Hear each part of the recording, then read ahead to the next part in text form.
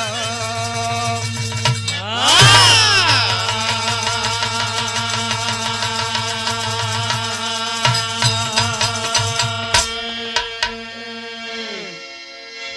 अच्छा तो बाबूजी बाबा एक बार पुनः फिर से एक कांड के साथ प्रस्तुत हुआ हूं आप लोगों के बीच में। बाबा जो कुछ त्रुटि हो आप लोग क्षमा करिएगा, आप लोग क्षमा के सागर हैं। बाबा भूमिका में कहना है मास्टर।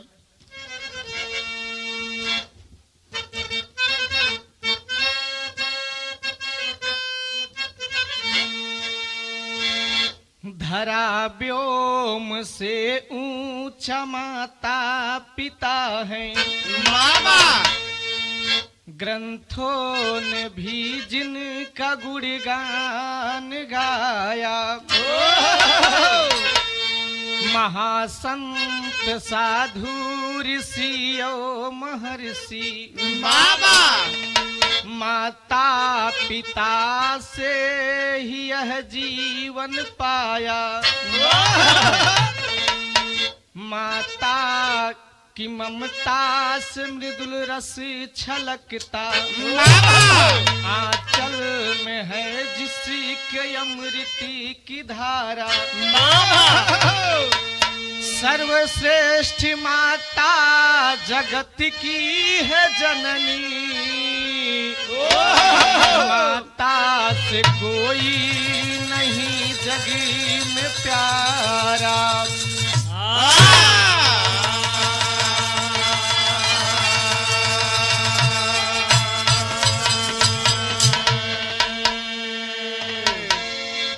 ए बाबूजी बाबा माँ की ममता अटूट होती है अपने बच्चों के लिए। यहाँ तक कि महासंत साधु ऋषि और महर्षि सभी लोग देवी देवता माँ का गुणगान किए हैं। बाबा इसीलिए माँ को सर्वश्रेष्ठ माना जाता है कि माँ की ममता अटूट होती है। एक लाइन यहाँ गजल लगल मास्टर।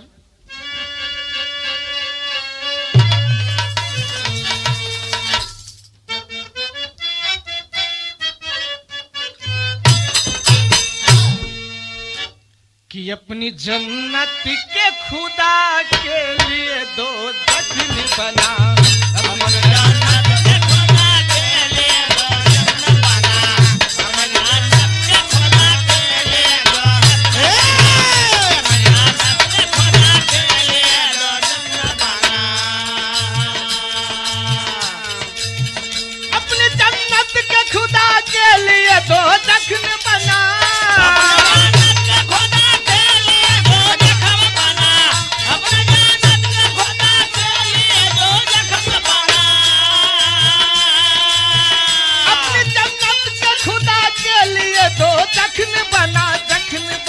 जख्म बना। अपने माता पिता का दिल न दुखा, दिल न दुखा।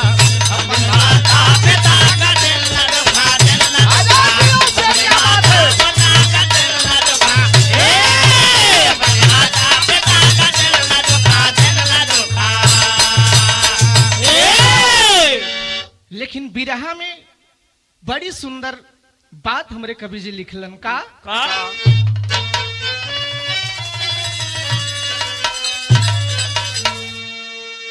करनी नेक बदनेक तुझे कुछ न पता, करनी नेक बदनेक तुझे कुछ न पता, करने नेक बदनेक तुझे, करने नेक बदनेक तुझे कुछ न पता।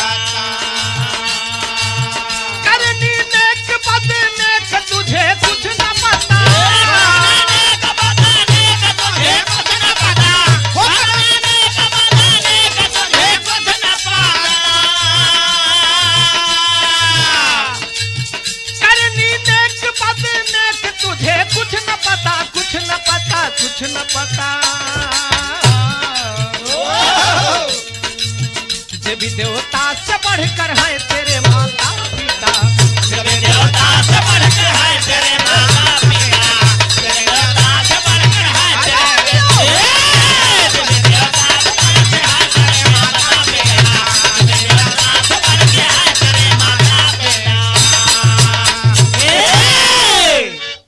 बाबूजी, साधु संत ऋषि और महर्षि ने भी वाह। बताया वाह कि माँ बाप से बढ़ के इस जगत में किसी की पूजा नहीं होती। वाह साधु संत भगवान से भी ऊंचा दर्जा माँ बाप का हमारे कबीर जी ने बताए हैं। बाबा यहीं से हमारे कहानी की शुरुआत हो मास्टर।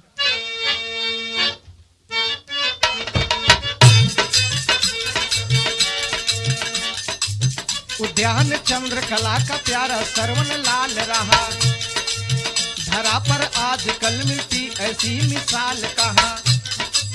महाराष्ट्र नागपुर कपिनगर की कहानी है, घटना देख कर आंसू छलकता पानी है।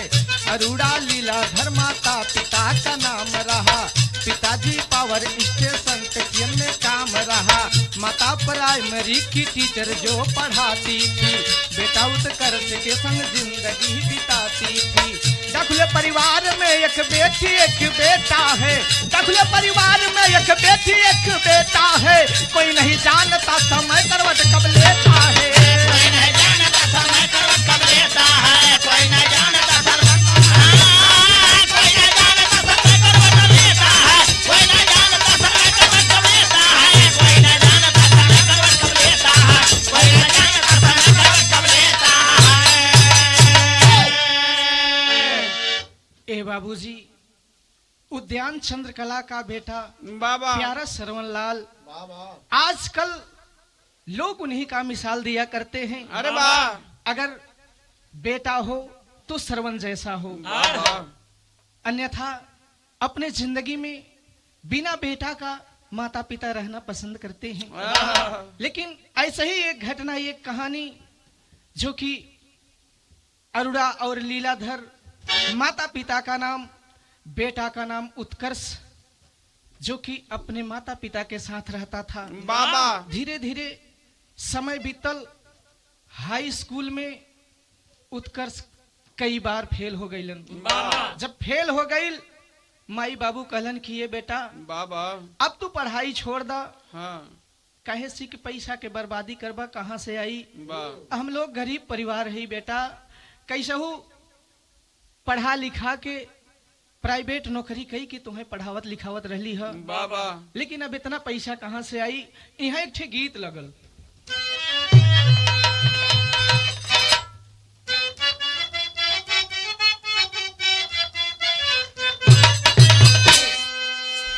अरे चल लू डहरिया नदी बीच नैया, हिलोर मारे हिलोर मारे, करी हैया ये गोरी हिलोर मारे। अरे ये गोरे हिलोर मारे, अरे ये गोरे हिलोर मारे।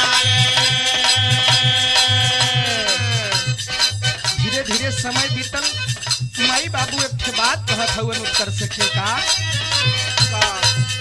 बीतल समैया बेटा करी कुछ रुपैया कि छोड़ दे ना। बेटा ले समैया बेटा करे कुछ रुपैया ये छोड़ दे ना। बेटा ले समैया बेटा करे कुछ रुपैया ये छोड़ दे ना। बीतल समैया बेटा करी कुछ रुपैया कि छोड़ दे ना, अरे छोड़ दे ना। ई पढ़ैया ये बेटा कि छोड़ दे ना। ये पढ़ैया ये बेटा के छोड़ दे ना, ये पढ़ैया ये बेटा के छोड़ दे ना, ये पढ़ैया ये बेटा के छोड़ दे ना। माई बाबू बतावत हवन कि ये बेटवा धीरे धीरे 2-3 बार तू फेल हो गईला, ये तो ना पैसा कहाँ से आई, कुछ कमाई कर लाल। कहलन का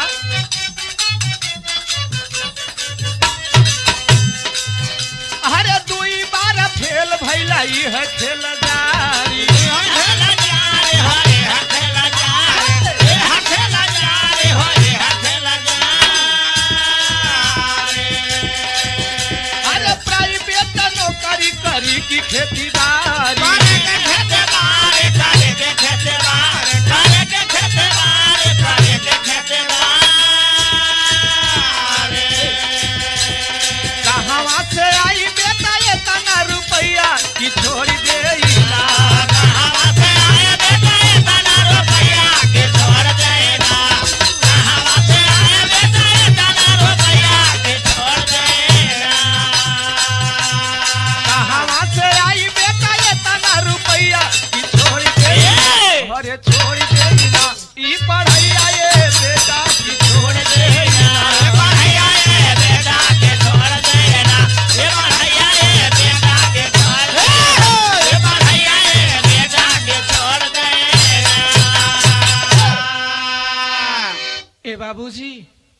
माई बाबू अपने बेटवा उत्कर्ष से कहत हुवन कि ये बेटा बाबा धीरे धीरे तू 2 बार फेल हो गईला ह। आए है अब बतावा हम जाई के प्राइवेट नौकरी करत हई, पढ़ावत लिखावत हई, बा अब खेती बाड़ी करी कि नौकरी करी, कहाँ से का करी बाबा इलाल हमें कुछ समझ में ना आवत हो। अब तू रहा द पढ़े के कुछ काम धंधा करा बेटवा, 2 पैसा के आगम होई, हमार लोगन के घर दुआर बढ़िया से चली। बाबा लेकिन उत्कर्ष अपने माई बाबू से हाथ जोड़ के एक ठे बात कलस। यहाँ एक ठे गीत लगल मास्टर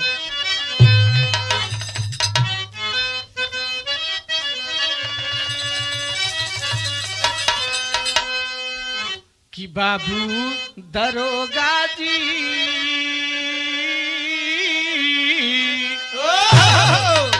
कि बाबू दरोगा जी कवनी गुनहिया बधला पियावा मोर बाबू दरोगा जी।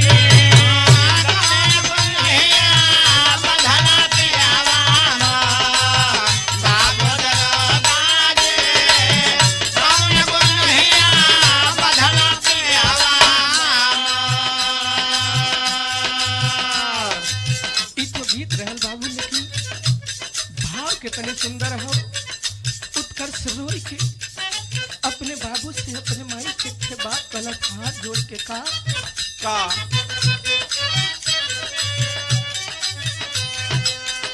हमारे बाबूजी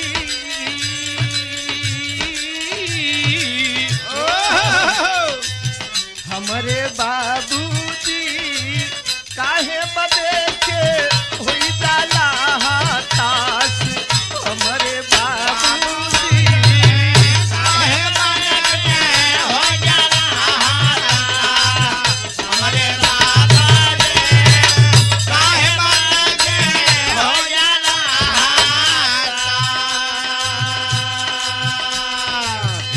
उत्कर्ष हाथ जोड़ के रोई रोई अपने माई बाबू से कहा कि बाबू हमार पढ़ाई ना छोड़ावा, एक बार हमके और मौका दे दा। बा कहलस का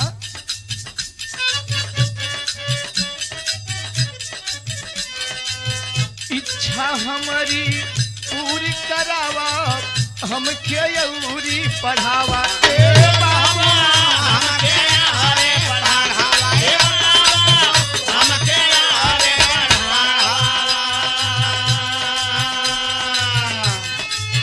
बाहिन कम्मा कही के हमारो बाहिन कम्मा कही के हमारो दिल न मोर दुखावा कि हमारे बाबू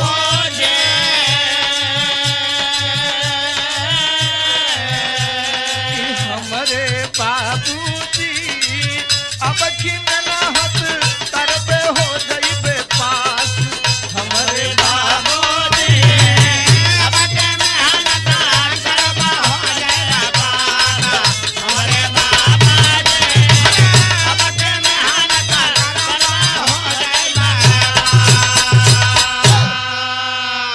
ए बाबू हाथ जोड़ के कहत हो बा कि बाबू एक बार हमके और मौका दा, बा एक बार और पढ़े के मौका दे दा बाबू।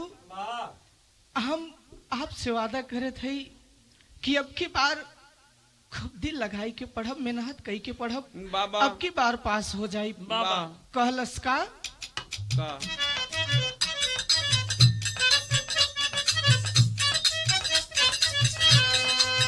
उत्कर्ष बोला पाँव पकड़ के खेती न हमसे होई ए बाबा।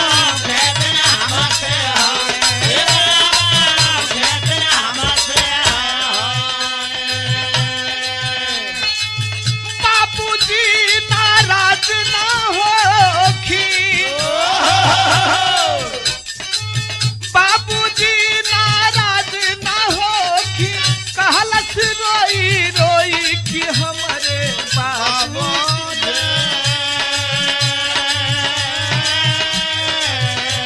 कि हमारे बाबूजी बतिया मानी कैले नी विश्वास। हमारे बाबूजी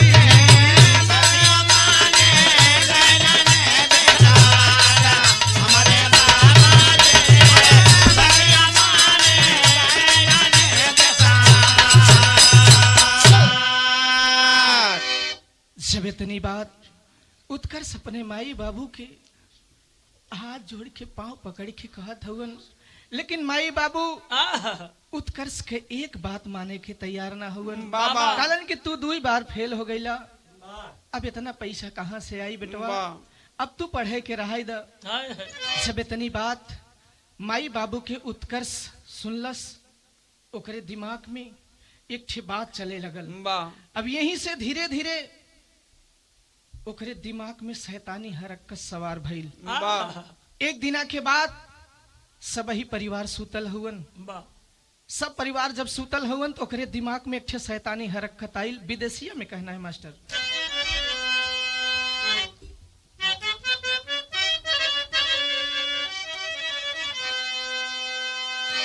26 दिसंबर 2024 के समैया हो, रतिया के जागल से तनवाए बाबूजी, निदिया में सुतल रहले बाप महतरिया हो, बेटावा के बिगाड़ल मनवाए बाबूजी।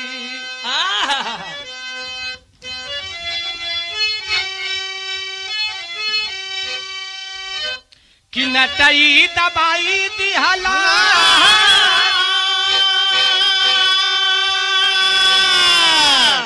अरे दाबी के मुआई दिहला,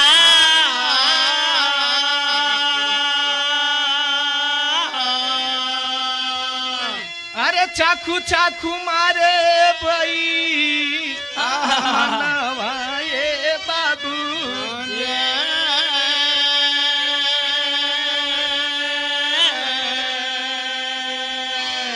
ए बाबूजी, रात के वक्त ओकरे दिमाग में शैतानी हरकत आइल कि हमें ये लोग पढ़े ना दईहन, अगर पढ़े ना दईहन तो हम और खेती बाड़ी हमसे होई ना।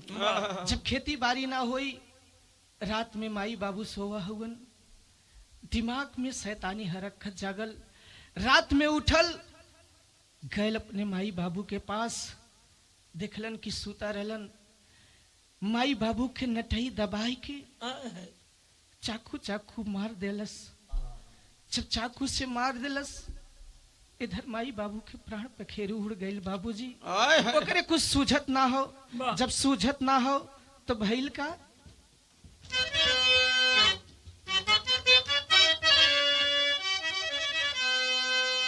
कि बंद दरवाजा कैले, बहिनी के हॉस्टल गईले, चाचा घर कैले यनवाए बाबूजी। लसिया से बदबू उठल, 5 दिन बीती गईले, पास पड़ोस में बढ़ल पड़े है सनियाए बाबूजी। ए बाबूजी, एहर दरवाजा बंद कई के उत्कर्ष कि कुछ सूझत ना हो, सीधा अपने बहिनी के हॉस्टल गई जहाँ पर बहन पढ़त रहल। अपने बहिनी के ले के अपने चाचा घरे जाय के रहे लगलन। जब रहे लगलन, एहर धीरे धीरे 4-5 दिन के वक्त बीतल। लाश से बदबू उठत हो, पास पड़ोस के लोग सबही परेशान हो, आखिर एक दुर्गंध कहाँ से आवत हो। सबही लोग परेशान हुवन, देखत हुवन, ताकत हुवन। जब इतनी परेशानी बढ़ल तो भइल का, टेरी में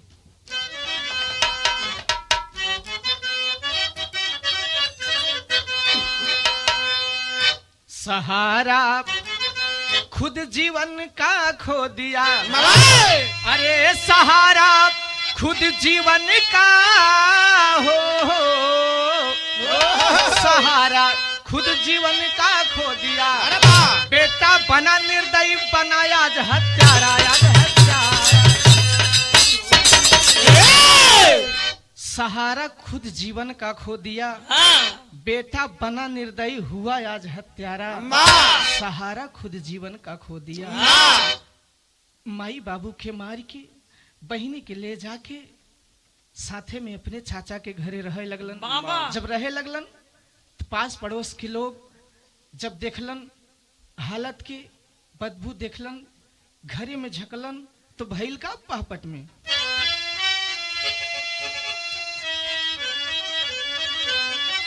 अरे पास पड़ोसी सब ही बहावे असिया लसिया देखे जब, अरे भैया पास पड़ोसी सब ही दहावे असिया लसिया देखे सब, साहेब दिहा तू खूनी के फसिया लसिया देखे जब।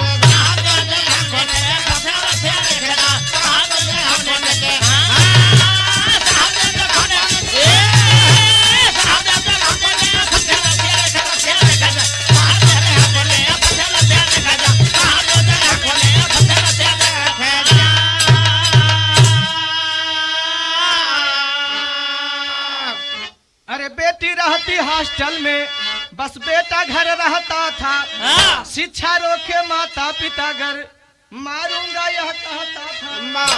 वही के बात सगरी बदमसिया लसिया देखे जब, हे भैया वही के बात सगरी बदमसिया लसिया देखे तब, पापी नीच बंद कर दिया ससिया लसिया देखे जब।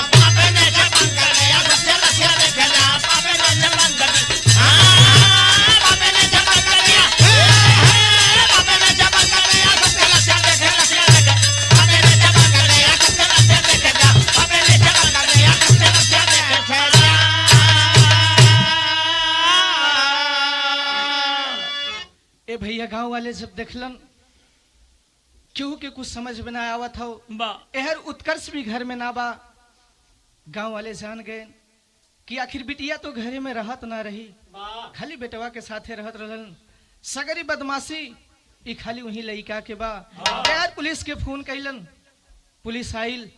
जब पुलिस आइल तो यहाँ आला में कहना है।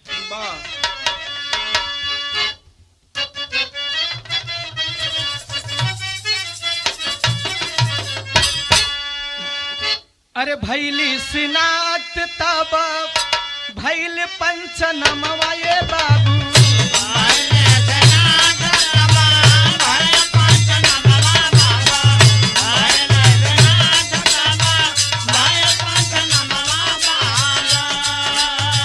पोस्टमार्टम बादे लसिया भेज सरकार,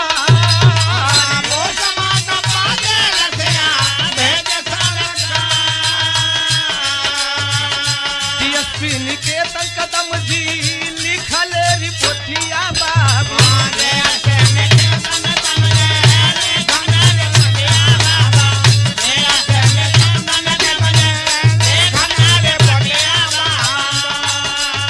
ये भैया लिख कर कैले तैयार,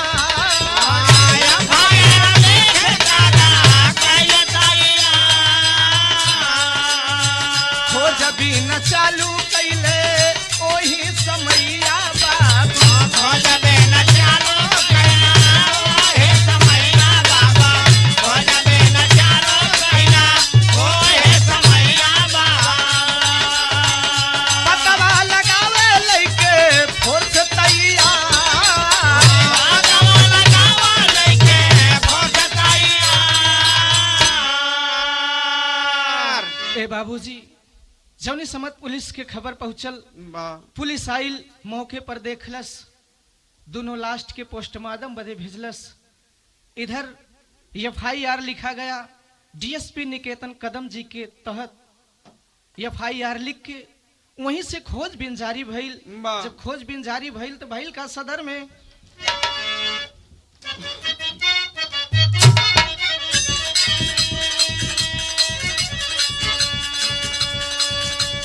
खोजत पहुंचे चाचा जी के घरवा,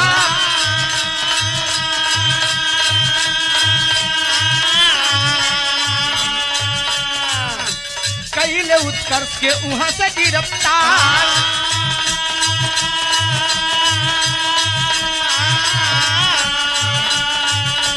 बहिन न जानत रहले ई कुल गिरताना,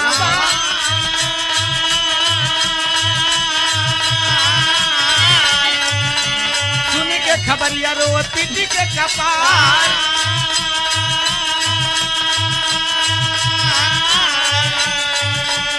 अपन गुनाह उत्कर्ष कैले का बुलावा भैया काहे दिहला माई बाबूजी के मार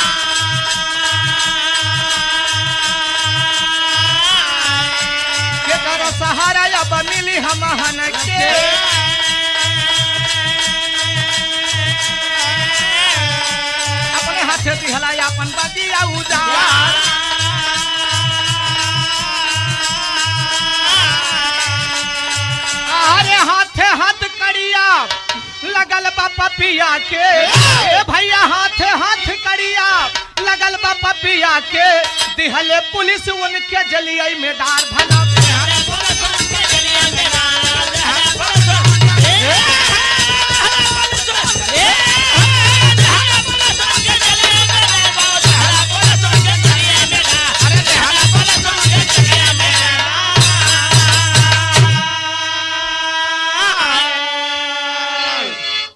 ए बाबूजी पुलिस फोर्स लेके कदम निकेतन जी बाबा खोजत खोजत जाई के उनके चाचा जी के घरे पे जब पहुंचलन वहां से उत्कर्ष के गिरफ्तार कई के जब अपने साथे लेके चले लगलन तो बहिन ई कुल हाल ना जानत रहे जब बहिनी जानत कि माई बाबू के मार के भैया हमारे लेके यहाँ पे आयल हुवन बहिनी रोवत हो बिलखत हो कि भैया ऐसा काहे की कैला है हाँ एहर अपने हाथे सब कुछ अपन उजाड़ देला अब हमहन की केकर सहारा मिली अब तो हूँ कि पुलिस गिरफ्तार कई के जेल में डाल दे अब हमार सहारा के बनी पूरा जीवन के सत्यानाशी कह देला अब हमहन के सहारा देवे वाले के ना हो खड़ी में मास्टर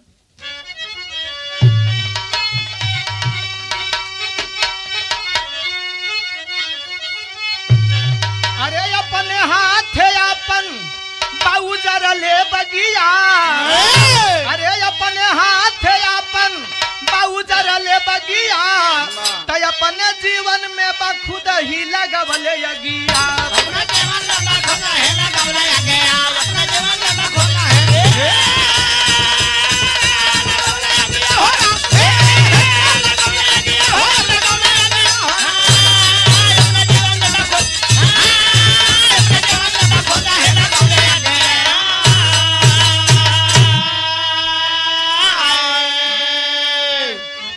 कसल शिकंजा में बाप देश के कानून हो उतर गईल कपड़ा से सगरी जनून हो अपने हाथे डाला है गर्दिश में भगिया ए भैया अपने हाथे डाला है गर्दिश में भगिया तो अपने जीवन में बखुद ही लगवल सयगिया ए भैया जब अपन स्वयं दिमाग ना काम करे जब दिमाग ना काम करे जब कपारे पे शैतान सवार भइल अपने हाथे अपन जीवन उजाड़ लेलन तो भइल का अरे जैसा किया कर्म वैसा फल का इंतजाम है बोया बबुल कहाँ पाएगा तू आम हो अरे मानवता के दामन में लगा वाला सदगिया भैया मानवता के दामन में लगा वाला सदगिया तो अपने जीवन में मैं खुद ही लगा वाला सगी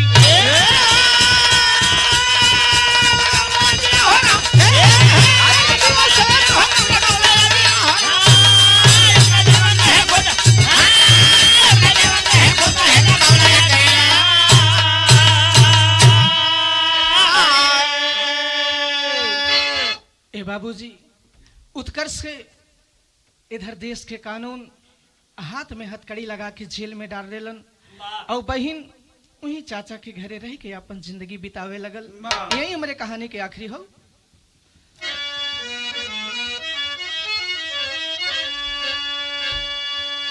गुरु बिहारी गुरुपत्तु जय मंगल स्वर्ग सिद्धार्थ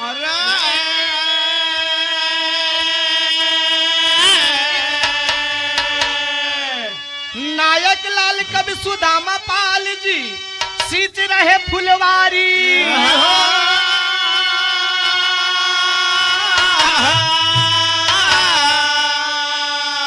सहारा खुद जीवन का खो दिया, आशीष अमरनाथ कब बिरहा को संवारा, सहारा खुद जीवन